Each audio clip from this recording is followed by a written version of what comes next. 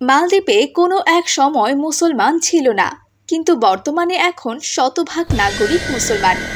কিভাবে মালদ্বীপ ইসলামের আলো ছড়ালো, এ নিয়ে এক অলৌকিক কাহিনীর ভিডিও আপনাদের ছোট বড় সকলের জন্য। আরবের কোনো এক বাণিজ্য জাহাজ পূর্ব দিকে যাত্রা করে, কিন্তু জাহাজটি পথিমধ্যে তরঙ্গ বিক্ষুব্ধ সমুদ্র ঝড়ে আক্রান্ত হয়। এতে জাহাজের সব অভিযাত্রী মারা যান। তবে একজন কোনোভাবে ভেঙে যাওয়া জাহাজের কাঠখণ্ড আঁকড়ে ধরে ভাসতে ভাসতে এই দ্বীপে এসে আশ্রয় নেন। ভিনদেশী এই যাত্রী ছিলেন একজন আরব যুবক এবং পবিত্র কোরআনের হাফেজ। তার নাম ছিল আবুল বারাকাত। অচেনা এই দ্বীপে কোথায় যাবেন আবুল বারাকাত? কার কাছে মিলবে তার আশ্রয়? সে থাকার জন্য বাসস্থান খুঁজতে লাগলো।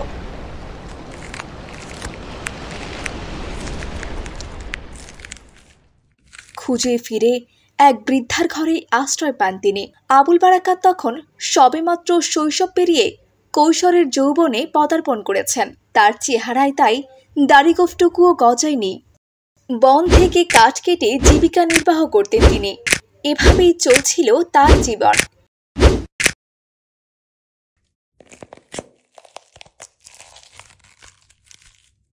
একদিন বাড়ি ফিরে দেখেন আশ্রয় দানকারী বৃদ্ধা কাঁদছেন, সঙ্গে বৃদ্ধার মেয়েটিও কাঁদছে। কি ব্যাপার, আপনারা কাঁদছেন কেন? আজ আমার মেয়ে মারা যাবে বাবা। কেন মারা যাবেন? তিনি তো সুস্থ। ওই দেখো দেখো দেখো, মৃত্যু যে আমাদের সামনে। আবুল বারাকাত সে বাইরে দাঁড়িয়ে দেখতে পেল রাজার সৈন্যরা দাঁড়িয়ে আছে। তারা কি আপনার মেয়েকে হত্যা করবে?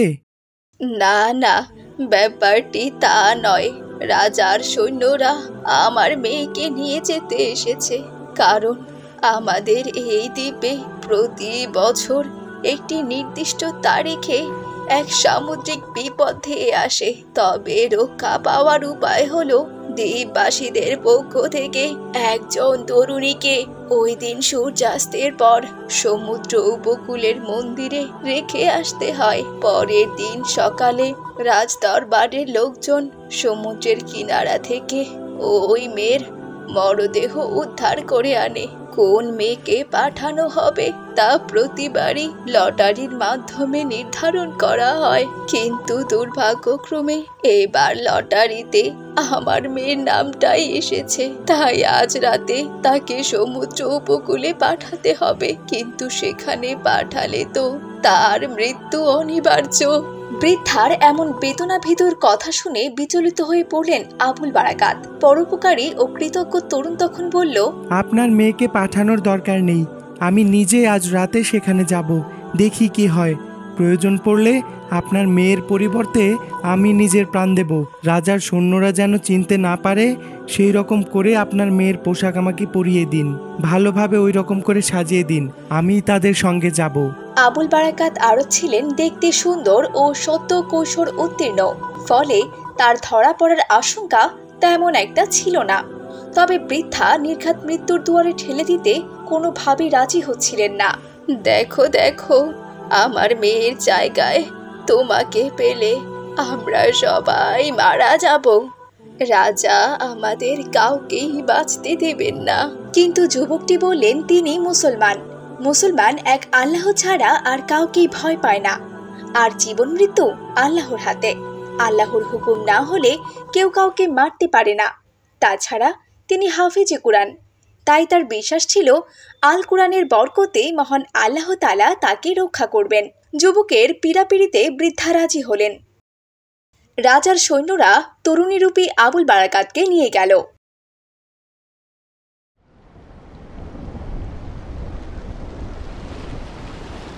কি ব্যাপার, এই মেয়ে তো দেখছি একেবারেই একা একা হেঁটে আসলো, কোনো কান্নাকাটি নেই, এবং কি তাকে বেঁধেও নিয়ে আসতে হলো না।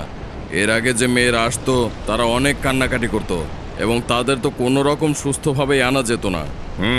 তবে আমার মনে হয় কি জানেন, সে হয়তো জানে যে সে মারা যাবে, আর তার জন্য অনেকের প্রাণ বেঁচে যাবে, তাই এটা মেনে নিয়েছে।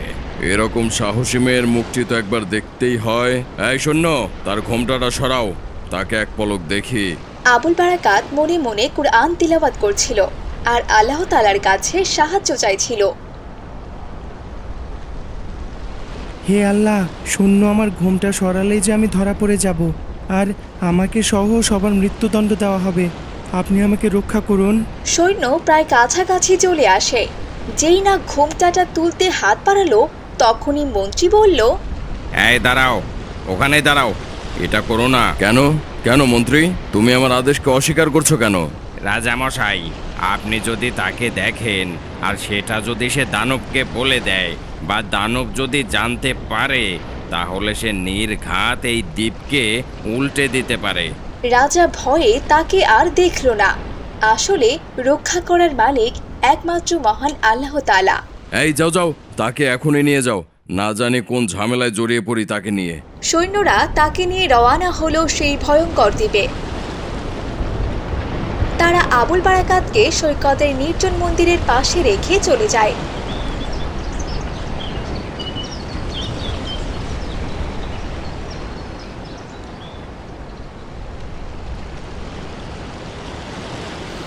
যুবক সেখানে ঈশার নামাজ আদায় করল। এরপর উন্মুক্ত তলোয়ার হাতে সমুদ্রের ঢেউ দেখতে লাগলেন। একই সঙ্গে পবিত্র কুরআন শরীফ তিলাওয়াত করতে শুরু করে। রাত গভীর হলে চারদিক নিস্তব্ধতায় ছেয়ে যায়। সমুদ্রের ঢেউ ভেঙে পড়ার শব্দ ছাড়া আর কোনো শব্দই নেই। প্রকৃতি নিদ্রার করে ঢলে পড়েছে। হাফেজ আবুল বারাকাত রাতের নিথর নিস্তব্ধ পরিবেশে অপেক্ষমান। সমুদ্রের কিনারায় সেই ভয়ঙ্কর মন্দিরের খানিকটা কাছেই হৃদয়স্পর্শী সুরে কুরআন তিলাওয়াত করে যাচ্ছিলেন সে। কারণ সব ধরনের অপশক্তির মোকাবেলায় কুরআনই তার দুর্দমনীয় হাতিয়ার। সময় বয়ে চলে আর আবুল বারাকাত অপেক্ষা করছেন। হঠাৎ করে সমুদ্র দিগন্তে বিশাল আকৃতির এক ভয়ঙ্কর দৈত্যের উদয় হলো। দৈত্যটি ধীরে ধীরে মন্দিরের অভিমুখে আসতে লাগলো, কিন্তু কাছাকাছি আসতে তার সামনে আগুন জ্বলে ওঠে এবং সেই দৈত্যটি সেখানেই দাঁড়িয়ে যায়। দৈত্যটি আগুন নেভানোর চেষ্টা করে, কিন্তু সে কোনোভাবেই আগুন নেভাতে পারে না। এদিকে আবুল বারাকাত কুরআন তিলাওয়াত করে যাচ্ছে। বোঝা যাচ্ছিল কুরআন তিলাওয়াতের আবেশে কোনো এক অলৌকিক কারণে দৈত্যটি সামনে অগ্রসর হতে পারছিল না। তার চারদিকে দাউ দাউ করে আগুন জ্বলছিল। এ কেমন ক্ষমতা তোমার হে যুবক? আমি বের হতে পারছি না কেন? আর তোমার জায়গায় যুবতী কন্যা থাকার কথা ছিল, তুমি কে? আমি একজন মুসলমান, পবিত্র কোরআনের হাফেজ, আর কোরআনেই সব কিছু রয়েছে। এই কোরআন অত্যন্ত শক্তিশালী। তুমি অনেক মেয়েকে মেরে ফেলেছো। আজকে তোমার শক্তি আমার আল্লাহর কোরআনের কাছে দুর্বল। তুমি চেষ্টা করে দেখতে পারো, তুমি আমার কিছুই করতে পারবে না। তুমি আমাকে ছেড়ে দাও, আমি আর কখনো এই দ্বীপে আসবো না। এবার তুমি তোমার তিলাওয়াত বন্ধ করো। আমি তোমার কাছে পরাজয় স্বীকার করলাম, আমাকে মুক্তি দাও। অবশেষে হার মানল ভয়ঙ্কর দানবটি। অবশেষে ভয়াবহ দানবটি যে পথে এসেছিল সেই পথেই ফিরে গেল। একসময় সে সমুদ্রে মিলিয়ে গেল।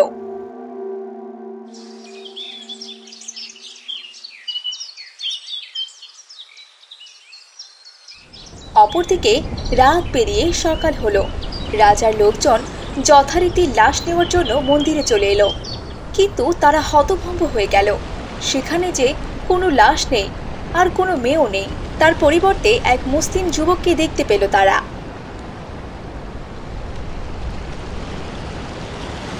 সৈন্যরা তাকে ধরে নিয়ে রাজার কাছে চলে যায়। যুবকটিও হাসতে হাসতে তাদের সাথে নদী পার হয়। আবুল বারাকাত তখন রাজাকে সবকিছু খুলে বললেন।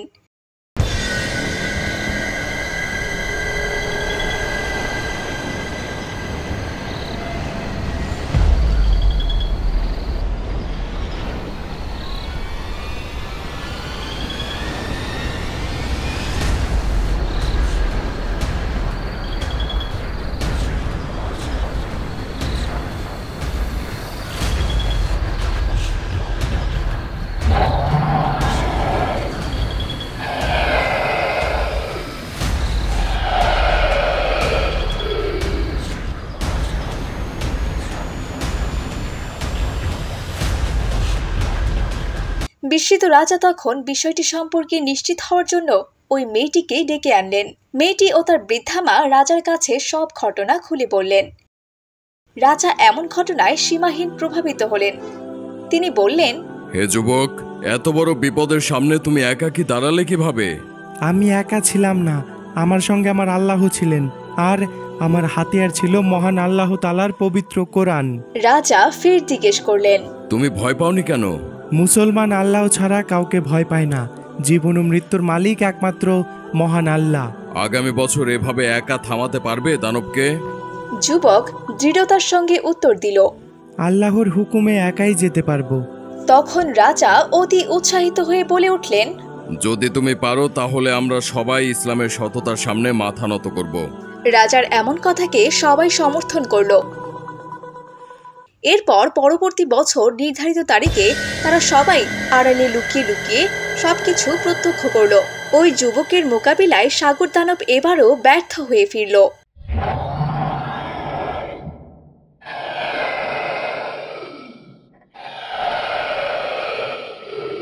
এই ঘটনার পর থেকে সেই মহাবিপদ মালদ্বীপে আর আসেনি। তখন রাজা ও রাজ্যের সবাই ইসলাম গ্রহণ করেন। প্রথম দিনেই ৬৫,০০০ লোক মুসলমান হয়ে যায়। এরপর দলে দলে মালদ্বীপবাসী আশ্রয় নিতে থাকে ইসলামের সুশীতল ছায়ায়। জানা গেছে এটা ১১৪০ সালের ঘটনা, আর ওই রাজার নাম ছিল সোনু রাজা। আমাদের ভিডিওটি যদি আপনাদের ভালো লাগে তাহলে লাইক করুন, কমেন্ট করুন আর শেয়ার করুন।